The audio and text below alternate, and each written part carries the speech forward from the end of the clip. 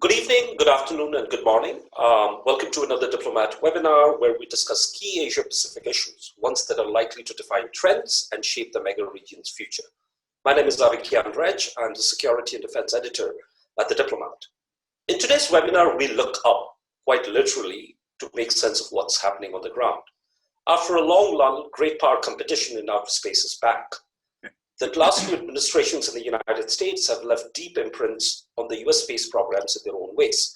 While the Obama administration recognized the importance of private space players, commercial actors in outer space, the Trump administration's emphasis on the military and economic dimensions of space exploration is likely to outlive Trump's time in office. Other Asian Pacific countries, most notably China, but also India, have also enthusiastically embraced space activities and sought new capabilities for national security as well as geopolitical leverage. To understand these issues, we have three stellar experts joining us today. Dr. David T. Burbach is an associate professor at the US Naval War College and is an expert on civil-military relations, defense planning, and the relationship between international security and technology. Next, we have Dr. Namrata Goswami. She's an author, researcher, and analyst who focuses on great power politics, outer space, and counterinsurgency issues. Her latest book is titled Scramble for the Skies, the Great Power Competition to Control the Resources of Outer Space. And finally, we have Dr. Rajeshwari Pillai Rajagopalan, Distinguished Fellow at the Observer Research Foundation, New Delhi, and the head of the Foundation's Nuclear and Space Policy Initiative. Dr. Pillai Rajagopalan has also served in India's National Security Council Secretariat as an assistant director. So welcome, all three of you. If I could, by way of introductory remarks, ask you, David, to describe how you see the evolution of US space policy over the next decade and its possible thrust under the Biden administration, and possibly also the role of private players, which as you know, President Obama had really made space for in a big way. And also, if you could just give us some sense of where you see China's own space program going. Mm-hmm. Certainly. Well, thank you very much, and I appreciate the opportunity to speak to you all today. Just to give you by way of giving a bit of background before explaining where I think Biden will be going, you're exactly right. The Obama administration marked the move towards a focus on commercial space, in part because President Trump has occasionally said that under Obama NASA was shut down, there was grass growing through the runways, and while that's an exaggeration. The Obama administration was a period when, several decades of not really figuring out a replacement for the space shuttle or coming up with a new destination for American space exploration, when those trends really caught up. And Obama finally made the decision to pull the plug and shut down the space shuttle. On the plus side, really opened up the space for commercial space enterprises, and having NASA and the Defense Department look to rely more on private actors, but failed really to establish a new goal for American space exploration, certainly for human space exploration. The Trump administration's two big signature changes on the civilian side was to introduce the idea of going back to the moon, the Artemis program, as it's called, initially with a goal of returning to the moon by the end of the year 2024. On the military side, the creation of the U.S. Space Force. I'll focus more on the civilian side, but I'm certainly happy to take questions on Space Force as well. And the Trump administration, to give them some real credit, NASA and the Trump administration's NASA Administrator Jim Bridenstine have done a pretty good job of making that moon program, of building bipartisan support, of building a lot of international support. And there's, I think, a degree to which simply we had spent so long not really having a clear destination that, the idea of, okay, well, we're going to do the moon, we're going to make this happen, I think that's actually become somewhat ingrained. So while I've often been a bit of a pessimist on U.S. space goals, since we have spun our wheels so often, I think Biden is going to keep that goal of going to the moon. I don't think he's going to shut down eliminate that goal. What I think is going to happen is that we'll see under Biden relatively few big changes in the direction of American space policy. I think it'll become a lower priority and will be facing some real resource challenges. On the moon as the big goal, again, there's not an obvious alternative. The space station is built out, and it's going to keep operating. We're going to have to think about a replacement at some point. But if the American government wants to have some big animating goal in its space program, there's no obvious replacement for the current moon program. And I think it's now institutionalized enough, not only in international support, but in major contracts that have been given out, that I don't think the administration is going to want to scrap that and start all over again. And also, one thing that I think will factor into that, because of COVID, the commercial airliner manufacturing industry, which is a very important industry in the United States, is in a huge recession. So this is not a period when the administration would want to throw even more aerospace workers out of their jobs by cutting back on the space program. On the contrary, they may see it as a way to keep that sector going. Where I do think the moon program dovetails nicely with what appears to be a theme of Biden's national security strategy is the importance of allies. What we're hearing out of the Biden team so far is a lot of emphasis on strengthening ties with allies, and coming from an era when the Trump administration was not always the best friend to our allies. I think Biden would like to rebuild those ties, and that the NASA Administrator Bridenstine and the U.S. State Department moved so fast to build international participation in the moon program is going to matter a lot. For example, Japan will be having Toyota build a pressurized moon rover that astronauts would be able to use to travel around the moon. Canada will be contributing hardware. The Europeans will be contributing hardware. So unlike the Apollo program, there are going to be fundamental parts of the hardware, fundamental parts of the architecture that are built by American allies, and allied participation. We've recently announced that a Canadian astronaut will join the first crewed mission, which will not land but will orbit around the moon like the Apollo 8 mission did. And I suspect you'll see more. I mean, one anecdote I've mentioned is it would be interesting to see a Japanese astronaut set foot on the moon before a Chinese astronaut. Not in a Japanese spacecraft, but joining an American mission to the moon. I think that's actually quite possible, and geopolitically, that'll be attractive. So I think Biden's going to continue to the international angle, I think, will keep the program moving. Where I do think you will see some change in the unmanned side of space exploration and space applications.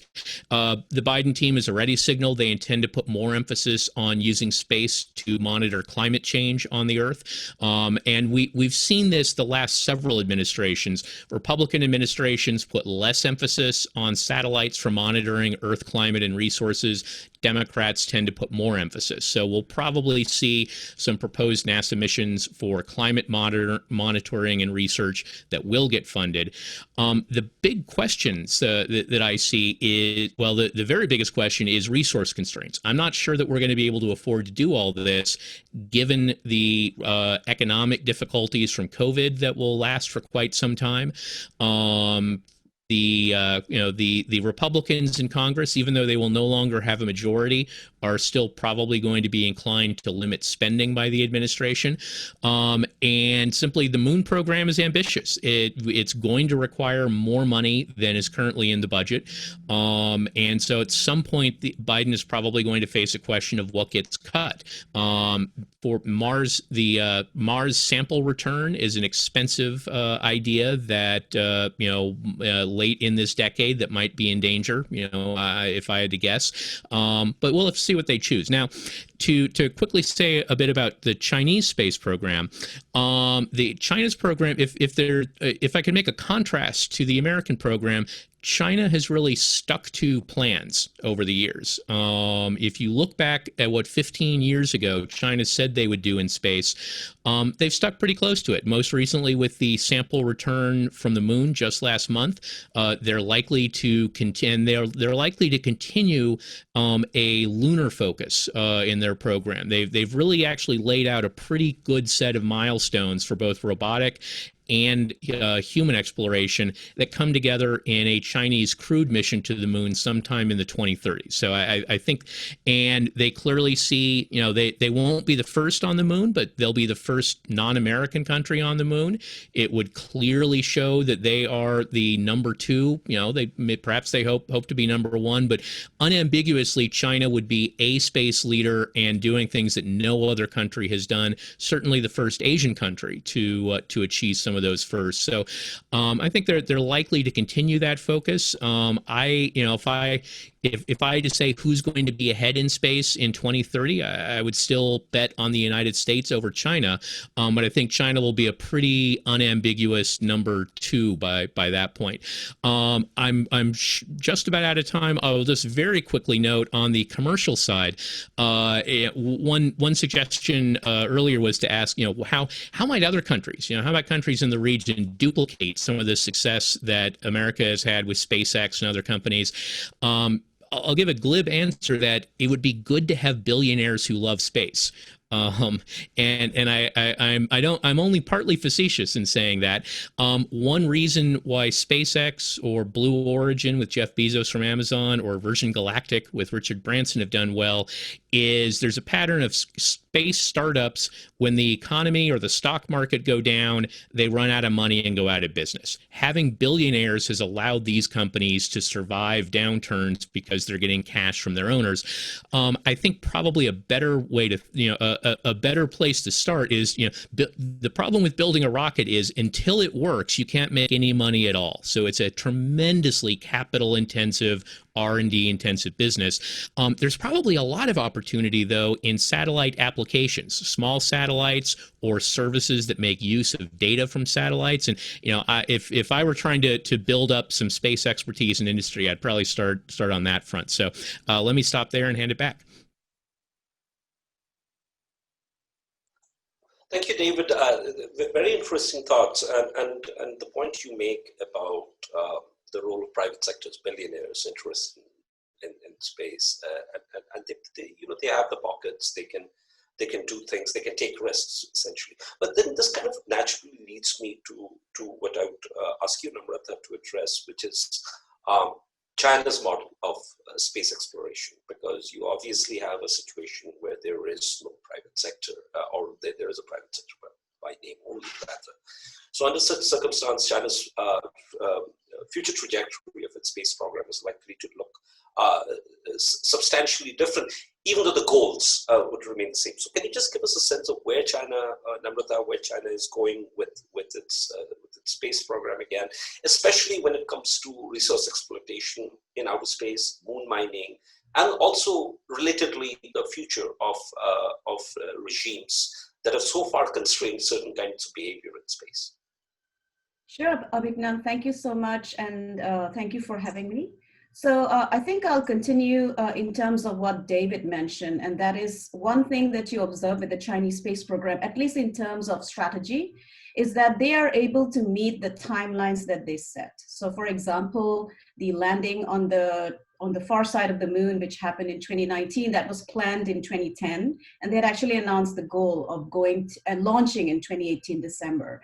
I see a similar trajectory with regard to the Mars mission, which launched this year. They announced that 10 years back. And it's interesting and actually offers you a pattern of at least their behavior. I think this point is important because when we look at past capability to meet goals, especially goals which have not been accomplished before, like landing on the far side, you will then realize that some of the goals that the China National Space Administration has announced for the moon, for example, going for a lunar sample return, which they achieved this last year. Then in 2024, they want to launch again to the South Pole this time, to carry out a survey, and then by 2030 to bring back samples. And by 2036 to establish a research base to the goal of enabling Chinese space capability to accomplish mining. Now, those are very clear goals that have been announced. And then, of course, they have their Mars mission, which is going to land in February this year, which actually wants to accomplish 3 goals together. One is entering Martian orbit, second landing on the Martian surface, and then finally releasing a rover. So it's very interesting times in space for China. Now, I think what I would do now is to address some of the questions that were posed to me. And the first question is that, is moon mining, especially that China is talking about in terms of this large-scale industrial level development, is it actually feasible commercially? So I think when we ask that question, there are two things to keep in mind. Are we asking about moon mining that's actually talking about returning resources back to Earth? Or are we talking about moon mining that enables further development or exploration of space? So that's two important questions to realize. Second, what is the time frame we are talking about? And I think this is a critical policy question because almost the conversations coming out of China is not about doing it today. It's actually doing it in the next 15 years. So there is a very long timeline. And then by 2049, which is their 100-year celebration, they want to accomplish this particular goal. Now, these questions are actually not independent of policy because if you realize how technology develops, it's always about first enabling contracts by the government to create a market, to create subsidies. You would see that with the GPS Navstar that developed in the 1960s that actually required government funding and then later became commercially viable. And I say this because I just recently read a very excellent book called Strategy of Technology, where they actually predicted that by the end of the 20th century, we will have commercial GPS for almost all of us. And in the 60s, they were actually laughed at that this is not going to happen. So you see that in the development of such technology, especially for moon mining, I would predict that, and this is what's going to happen, is that in the next 15 years, you will have commercial private entities that will accomplish a demonstration of ability. And I think in the next 20 years, there will be some level of commercial return of investment. And if you look at China's plans, they are actually also talking about such long-term timelines. Now, some of the private companies to watch, especially in China, that are talking about developing the additive manufacturing, 3D printing, are OneSpace, iSpace, LinkSpace. So it's not that China does not have a private sector. In fact, in the last 3 years, President Xi's focus has been to develop the Chinese private space sector by enabling the kind of subsidies which actually developed companies like SpaceX and Blue Origin in 20 years ago. Without NASA contracts, these particular companies would have probably not survived, especially SpaceX, if not Blue Origin. Now, what is important to realize is that the second point, I think, about China, and that is something that I say with some level of seriousness, is that unlike the US, the one advantage that China's space program has is that it does not go through this change in administrations.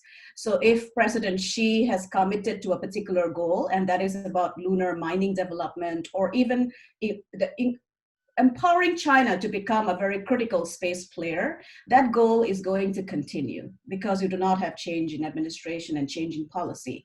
And you see that if you look at the trajectory of Chinese space power. Now, the final point about China I'll make is that if you look at their conversations on space, they're not limiting their conversations to support systems on Earth.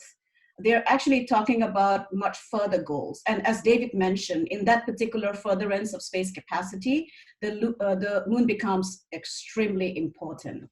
And I think what they have realized is that the viability of moon mining, especially the commercial viability, is not very far off. It's not today, but in the next 15, 20 years, especially with the launch of rockets like Starship, which is capable of actually landing on the moon by, say, in 10 years, which is the goal, the launch costs will come down. And so they're also developing their own heavy lift capability, which is the Long March 9. So it's a very fascinating year for space and going forward.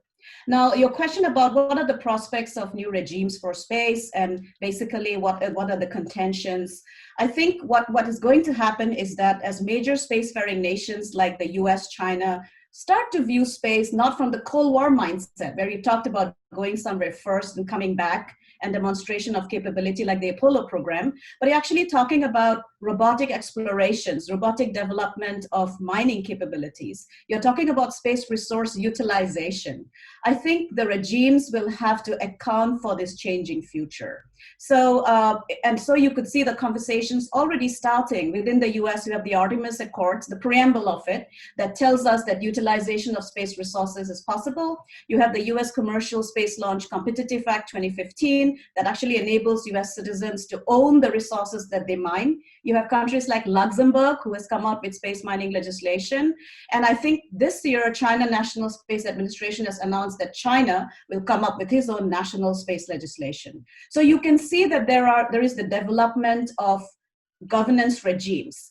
See, the problem here is that will this be contested norms, or will this lead to some kind of convergence? So there are contestation that, for example, the word utilization in the Outer Space Treaty does not enable utilization of resources.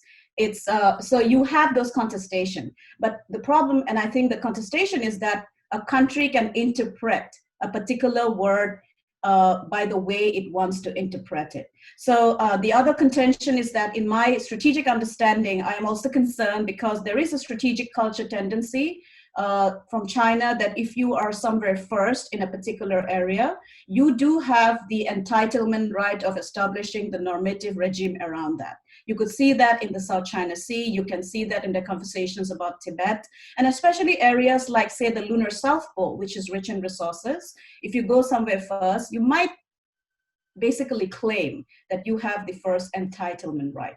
And that could lead to a fraying of regimes as they exist today, because we do not have a space law governance regime that deals with that kind of future. I think almost all the space laws that we deal with did not account for the private sector as well. They were conceived at the time when states were the primary actor, the 67 Outer Space Treaty, which were mostly concerned about the deployment of nuclear weapons in space, and so wanted to make sure that weapons of mass destruction are not placed there. I don't think what, for example, SpaceX is going to accomplish in the next 5-10 years in terms of launching the world's largest reusable rocket. There are conversations about asteroid mining, lunar mining. I don't think these concepts are clearly understood or dealt with. And I think we will require additional protocols to deal with it. The conversations have started. You have the Hague International Space Resource Governance Group. You have the International Institute of Space Law that basically are talking about enabling structures for this. Now, finally, the question that was posed to me is that what are the prospects of China-Europe Space Cooperation? I think in the next 2 minutes, what I'll say is that joint research between China and European Space Agency started since 1989. You have joint research in terms of the Dragon Research Space Program. They have actually collaborated, including with the Chang'e 5 navigation system. And I think what is interesting, even from a strategic perspective, is that the European Space Agency basically makes arguments that next year, when China launches the permanent space station, they would look forward to cooperating with that because of the concern that the International Space Station might not continue to be funded. So there is a safety net with the Chinese space station. They even want to, and I think what China has accomplished this year and last year is that they have been able to demonstrate very difficult space technology and capacity, including lunar sample return, landing on the far side, missions to Mars, and space-based solar power plant in Chongqing, China, that has actually made them an attractive partner to cooperate. And the final point is that money matters. So China is willing to invest in European space startups. You have a China-Luxembourg Memorandum of Understanding, where you have Luxembourg established space companies that can get investment from the Belt and Road Initiative. So financial contribution is a very elemental and key component of China-European space cooperation as well. And I think that's the final point that I'll make in terms of space cooperation between China and the European Space Agency. Thank you so much. Thank you, Namrata. A very interesting set of remarks, especially about China's, how she sees the Chinese private sector also developing and playing an analogous role like SpaceX in the United States. Raji, coming to you, you've written and analyzed the possibility of, or actually the growing chances of space becoming an contested space. Militarization is rampant with the rise of anti-satellite weapons. Could you give us a sense of where you see space-based military assets playing a role in terrestrial confrontation? So something that starts on Earth, and how do you see space-based assets playing a role? And I would also like you to give us a sense of where you see Russia and India going with their space programs, because both of them are important players, especially India. They both have, there's a military dimension to their space, their space programs, but there's also an active commercial and civilian dimension. So if you can just cover that, and also give us a sense of where you see the strategic dynamics between what the Russians are doing, what the Americans are doing, what the Chinese are doing, interacting, and how each other's space programs are shaping and influencing the other. Thank you, Abhignan, and thank you for having me out here. It's been a very interesting conversation so far. So space has become so integral to military operations today. So there are varying degrees of military utilization of space, but militarization is something that has already happened. What we are trying to address is the process toward the trend towards space weaponization. But I think there is also the key question: what role do U.S. space assets will play in a terrestrial conflict, for instance, in between US and China? And I think without a doubt, a huge role. In fact, this is part of the broader trend that you see: greater dependence on space, and especially from a security and defense sector, has given way to development of counter space capabilities. Of course, this is not entirely new, but I think space did not have such a permeating role in conventional military operations that you see today. And advanced militaries such as the US has such a network and with heavy reliance on space that it has made countries such as China invest in capabilities to deny certain advantages to adversaries that may come through the use of space. And China has been looking at studying the US military operations for that matter, and recognize this heavy US reliance on space as a vulnerability that China can take advantage of.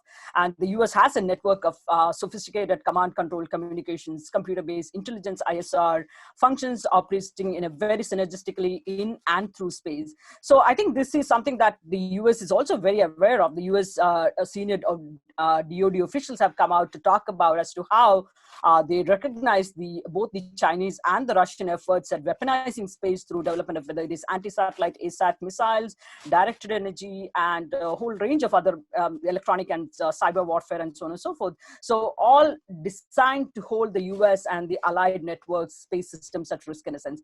And I think this is something that is very, very clear over the last few years if you look at the kind of trends that you're seeing. So long and short of this is that the US space assets will play a significant role in a US-China terrestrial conflict, and precisely driven by this US dependence on space, China has understood that this is a vulnerable spot for the US that for Beijing to target in a sense. But the reality is that as Beijing becomes more and more heavily networked with space assets, their own vulnerabilities also go up. So that's the other counterpart to it.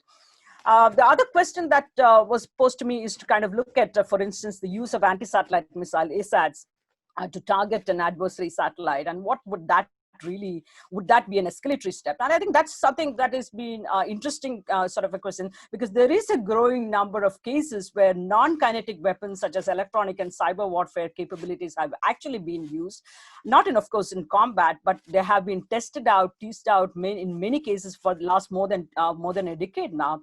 And in fact, many of the norms that have prevailed for more than 2 decades are also being broken by some of the new space players like China and India. For instance, the norm not to conduct an ASAT test was broken in the second half of the 2000s when China conducting the first successful ASAT test in January 2007.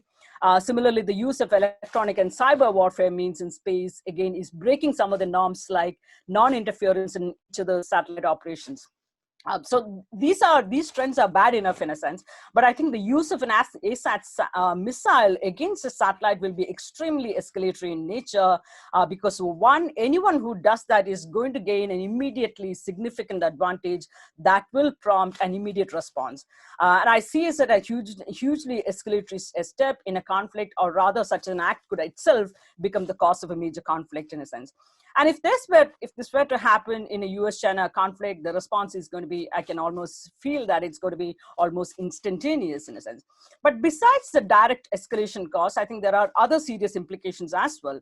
One, there will be too much of debris, space debris, that is going to be created as a result of this. But there could be also other unintended consequences. For instance, other satellites, how they will be affected by such an ASAT targeting in a sense.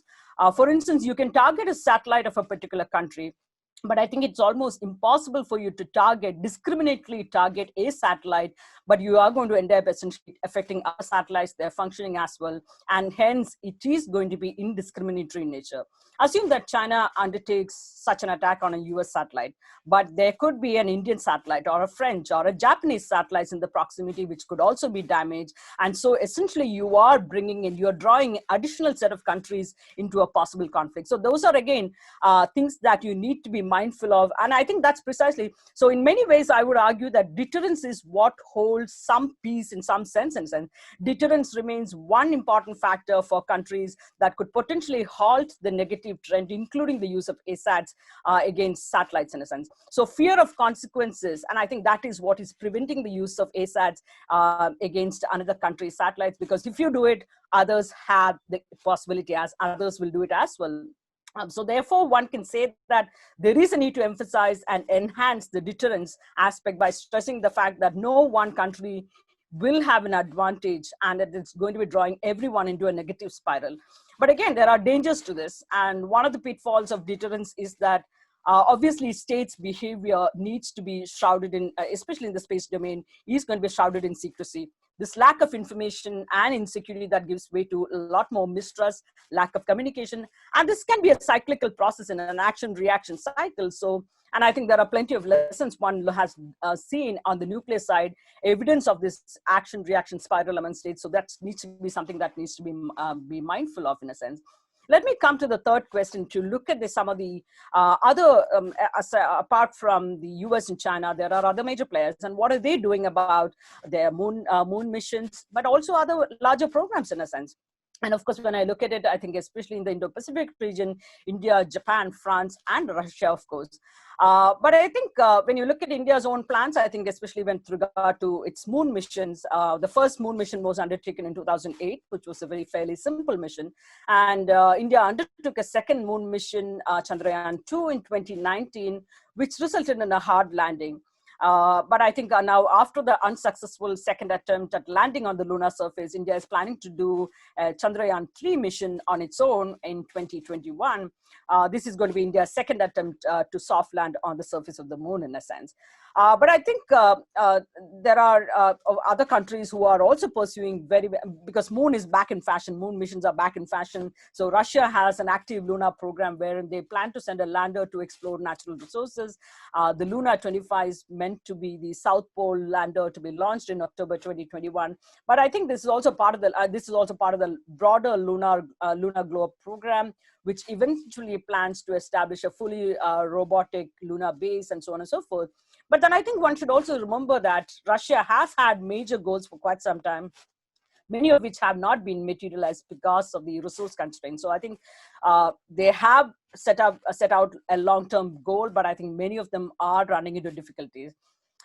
Japan is the other interesting country that has been pursuing a lot of the moon missions, but nothing that compares to the scale of China's advances with regard to moon missions. It has currently an ongoing program which was approved in 2017, and they plan to be launching it in 2022. It's called the Smart Lander for Investigating Moon, SLIM, which is a lunar lander program developed by JAXA, which is a mission to test and demonstrate the precision landing technology. And this is again going to be Japan's first lunar surface mission. So while these are important missions on their own, to me, I think what is important and more fascinating is the kind of partnerships that are emerging in the Indo-Pacific region. Because on the one hand, there's a lot of space security that have driven competition-driven programs that are running on its own. But there's also driving a number of Indo-Pacific powers to come together in undertaking joint missions. In this regard, to me, I think one of the most fascinating one is the India-Japan joint moon mission which is in the making. The project is expected to be ready by 2024 for launching. It's called the LUPEX, Lunar Polar Exploration Mission, meant to study, in some sense, it is actually what India was planning to undertake with this Chandrayaan-2 mission, to study the moon for quantity of water source on the surface, and as well as other available resources that can be potentially tapped into. And I would say, I think this is somewhat more meaningful and fruitful a mission in some sense. Similarly, India and France again have had a history of collaboration in space as well as in other areas. In October last year, for instance, not necessarily to do with moon lunar missions, but both the countries agreed to undertake a joint Venus mission in a sense. But I think this is essentially a follow from the March 2018 when both India and France had issued a joint visions for space cooperation, which went on to say that both space agencies would work together in exploring the polar systems and beyond, including joint work on autonomous navigation on rovers on the moon, Mars, and other planets. So I think there are some, and of course, there are growing collaboration between India and US, mostly on looking at the space situational awareness, which has become extremely critical in the current challenging times. And also there are ongoing dialogues on space security in addition to civil space cooperation. But I do see emerging some sort of even though it is not going to be called a quad space collaboration, but the fact is that India is trying to engage all the Quad countries and others into a larger sort of Indo-Pacific space collaborative effort in a sense. And I think that's here to stay, for instance, including countries like France into the Indo-Pacific scheme of things. So let me stop there and I'll be happy to take on any questions and comments. Thank you. Thank you, Raji. That was a very comprehensive review of what other powers in the Asia-Pacific region are doing when it comes to space and their space programs. Let me start the question, the Q&A part of this discussion with the question for all three of you, which is the idea of outer space as a global commons dead? Because you saw the executive order that the Trump administration issued in April last year, where the administration said that, well, we can go ahead with moon mining and commercial exploitation of space resources, but in general, beyond the issue of mining or resource extraction, can we eventually get around to establishing a set of norms that consolidates the idea of space as global commons? So I'll start with you, David, for your response. Sure. Well, when NASA Administrator Bridenstine was talking about the Artemis Accords, he suggested the Trump administration has been clear to try and say this does not change the role of space as a commons. They've analogized it to high seas fishing, that the ocean remains a commons, but resource exploitation is allowed. Anybody who's familiar with the problems of overfishing and illegal fishing around the world had to be a little uncomfortable with that analogy. So I would, I hate to take a wishy-washy, well, it's not dead, but it's changing. I don't think there's going to be any real change in the basic notion that countries can't claim sovereignty. I think space is sufficiently big, the moon is sufficiently big that I don't think we're going to run into intense conflicts anytime soon. And so even if the Trump administration, the Biden administration will probably lean more towards a commons, and even the Trump administration, tried to, because where I think the administration has been concerned is there are some there's a treaty that only a few countries have signed called the late 70s Moon Treaty that suggests that resources, that essentially private exploitation of resources is not allowed. That if there's any use of moon resources, it would have to be some sort of international effort to share the benefits widely with all countries. The U.S. definitely doesn't agree with that view, but I don't think we're going to be leaning to the point that we want to see, like gold miners staking claims to parts of the moon or to particular orbit. So I'm there's definitely a bit of worry, and there are some very specific places where, some of the areas at the South Pole where maybe there won't be enough to share in the near term. But I don't think it's dead yet, but it's definitely facing some new challenges. Namrata? Yeah, I think that's a great question, because if you, as you mentioned, if I read that particular executive order that the Trump administration issued last year in April, and I think the rationale behind instituting that order is because the US did not want to treat the Moon Agreement as a customary international law. And in international law, if a state stays silent, it is assumed that it has become international customary law. So there was a legal reason why they did that. There are great conversations around that. But also it did state that it will not treat space as a global common. And in the Outer Space Treaty, the word global common is not used. It's province of mankind.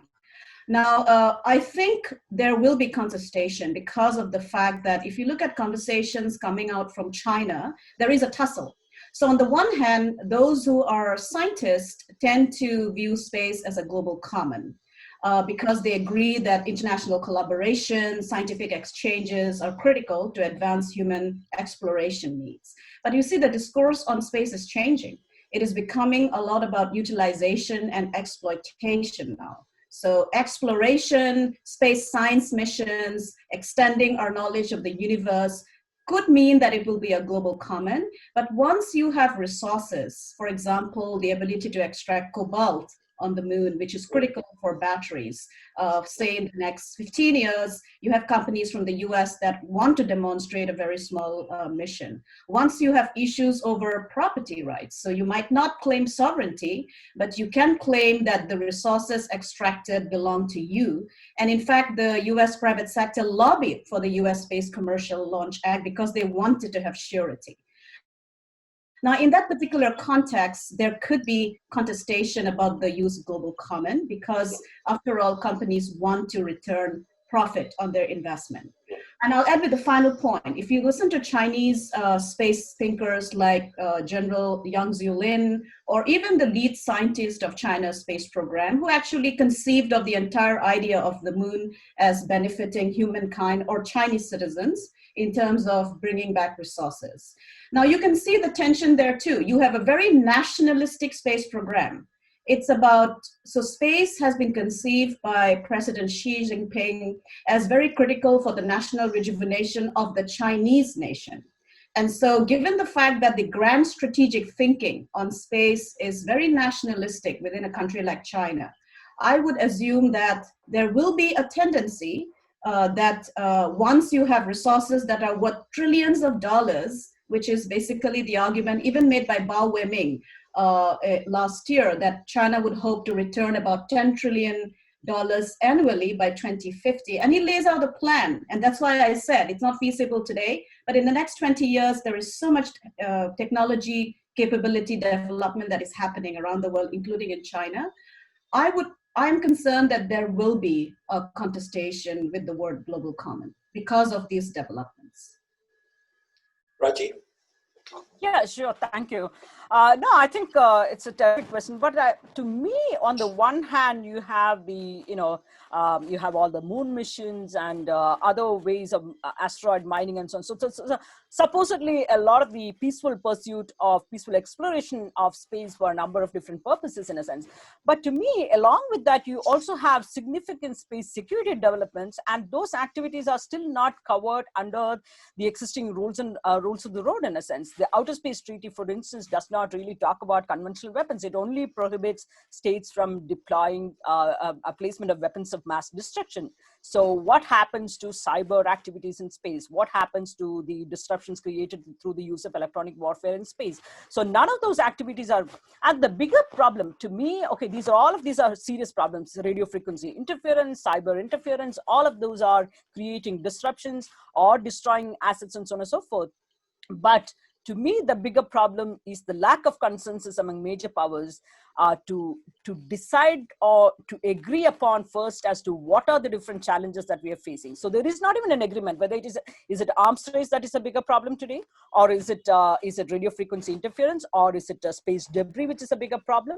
So you don't even have an agreement among the major powers as to what are the bigger challenges, what are those challenges that you need to agree to. Only then can you talk about the next set of steps as to what are those possible solutions. And again, here you have clear divisions. You have two schools of thought, one that believes in legally binding verifiable measures, and a second set of countries that believe in that is not given the current political climate, you're not going to enter into legally binding agreements, and therefore you need to move towards transparency and confidence building measures, TCBMs, more political agreements.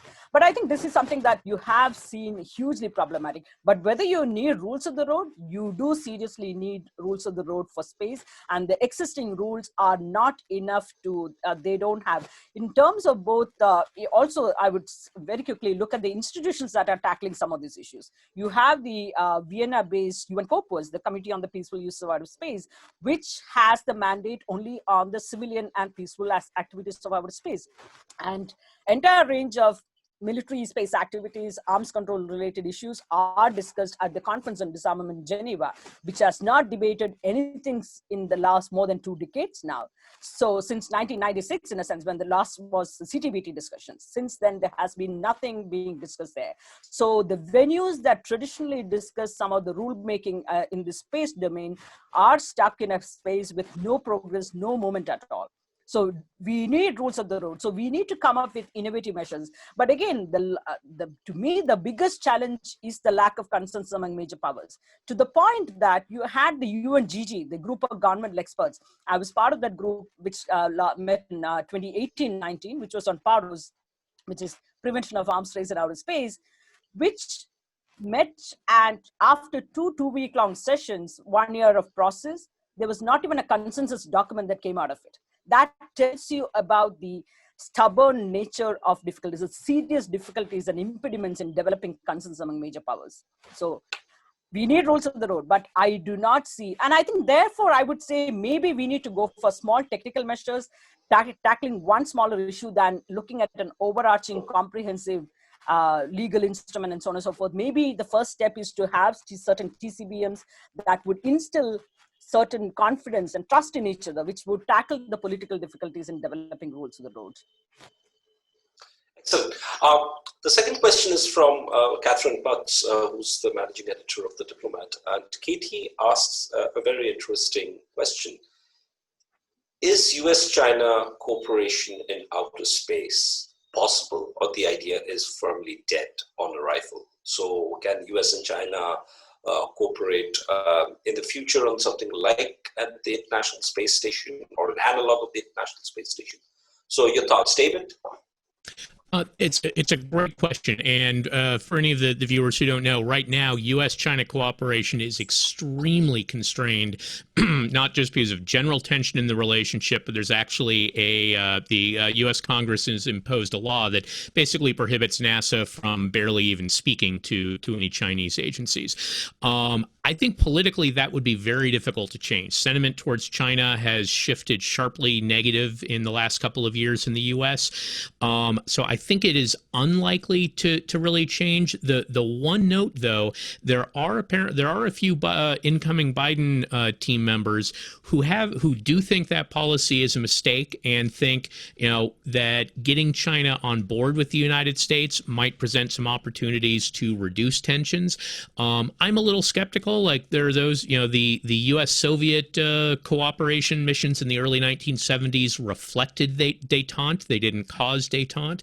But there is some interest, or at least a belief that, if we'd invited China to the ISS program in the 1990s instead of pushing them away, maybe China wouldn't be, so far along in developing its own program. Maybe effectively we could have co-opted the Chinese into being part of a U.S. coalition.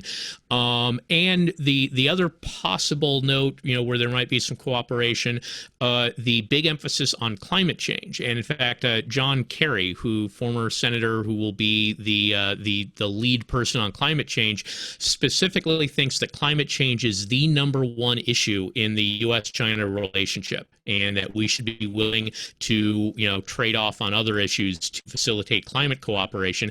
Maybe there's an opportunity for maybe that will lead to reaching out for some potential climate monitoring satellite cooperation. But I'm skeptical that the U.S. politics are going to allow that, even if there are some individuals in the Biden team who are interested.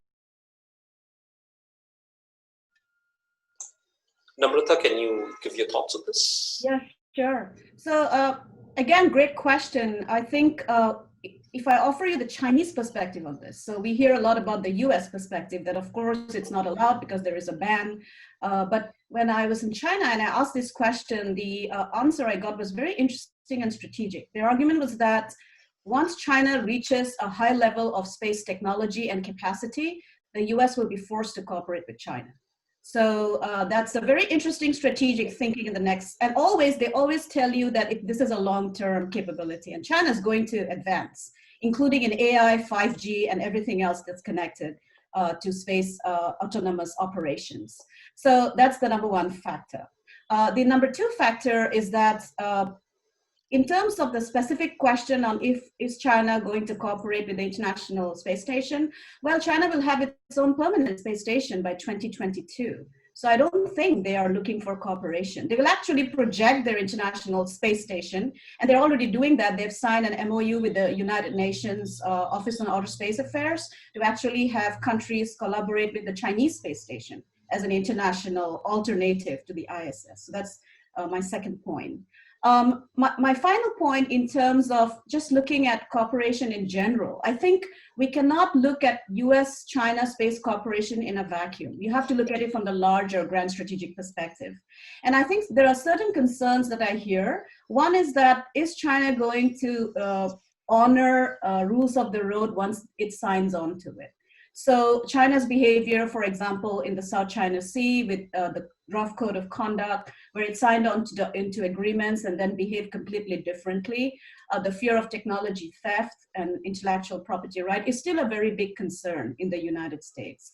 And I think that is a kind of a factor that will limit US-China space cooperation. And I think the final factor in terms of what could be another concern is that if you look at US grand strategic thinking, it also cares about what happens in China with regard to democratic rights and human rights.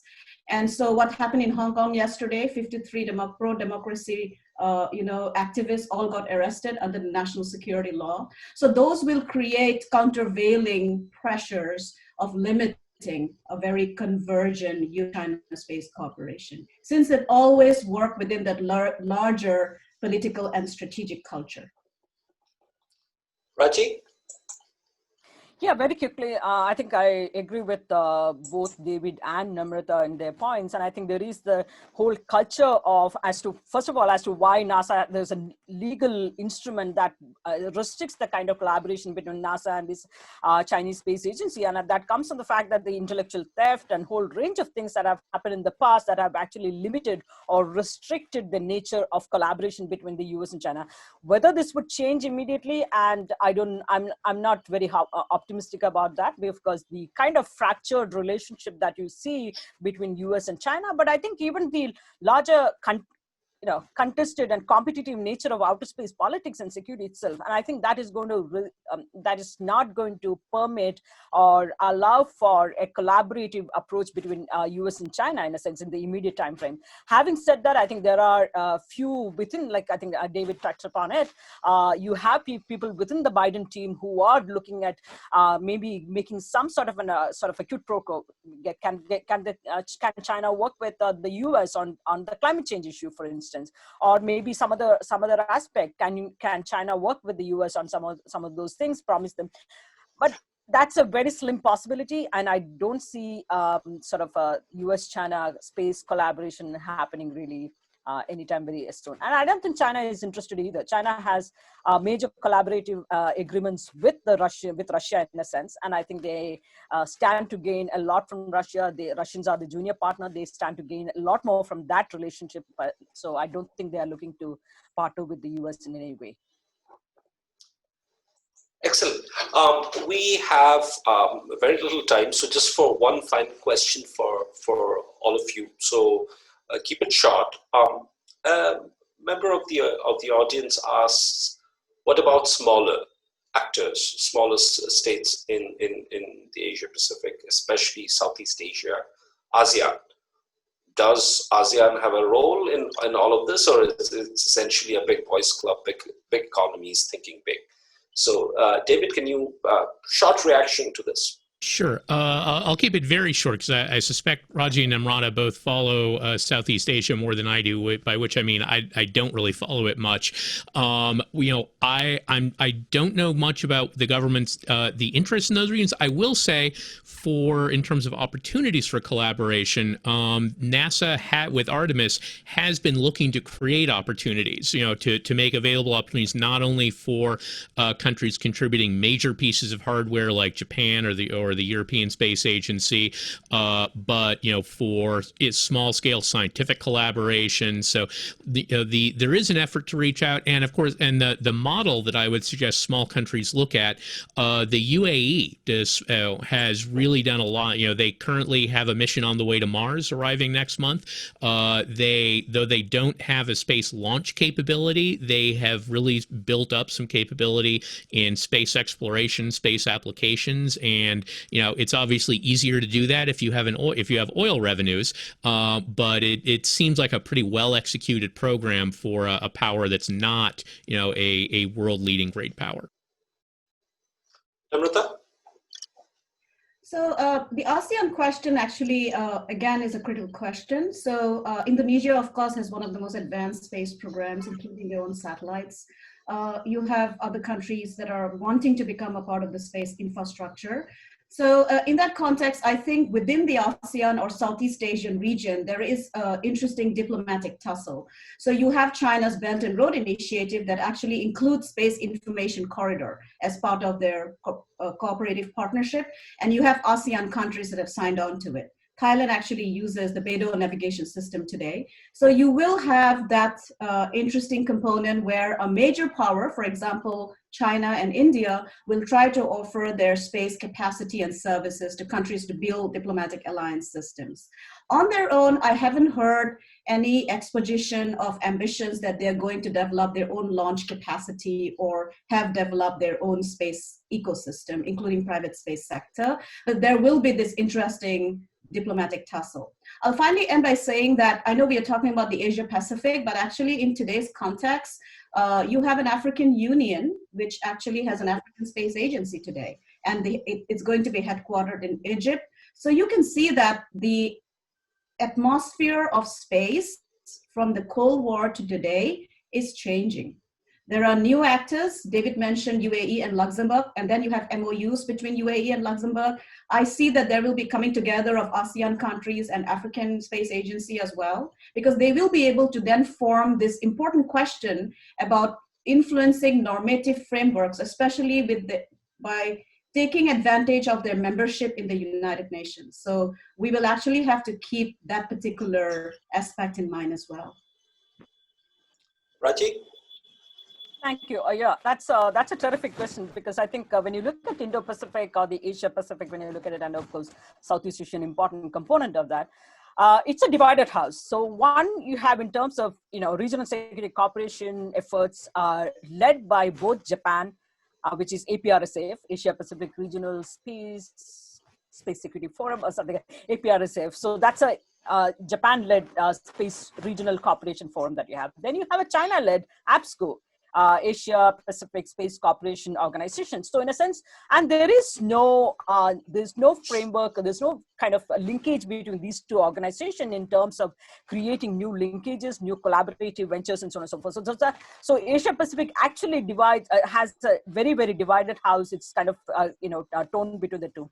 And India is part of the APRSF, partnering with Japan and other countries. But there are a lot of interesting bilateral conversations that are happening, whether it is Japan, for instance, launching a number of satellites for Vietnam, Singapore, India launching a number of satellites for Singapore. But there are also other important players who may not have come up to but they are the middle space powers. In Indonesia, for instance, Malaysia. These are countries that do have a sizable space industry, including a few private actors that are beginning to get a fair share of the space, become a part of the space ecosystem in these countries. But I think things to watch out for are countries to watch out for are Singapore, Vietnam, and kind of Indonesia.